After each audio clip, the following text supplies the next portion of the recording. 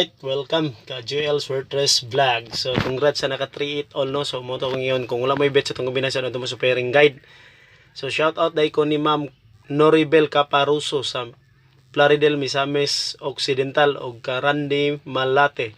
Shout out sa inyo sir, ma'am. So salamat sa pag-subscribe. Kung namoy bet sa ato ang upload kanina sa November 10 regular upload ato, so pwede ninyo to ipadayon kung namoy bet dito. So muna ito ang pahabol to kombinasyon no. 413 and 468. So lapos sa STL atong pagpatad. So mag target rumble kita ha, target rumble dipinsa para sure ball. Okay, mo to kombinasyon atong pahabol. So ay mo kumbiyansa sa eskalera og trio gyapon ha, eskalera og trio kay wala pa sad siya nagpakita.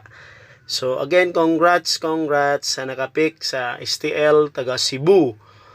Ang 309 sa STL Cebu ni Buto siya no. So 309 target. So congrats sa nakapick ng taga Cebu. So again, salamat sa inyong pag-subscribe.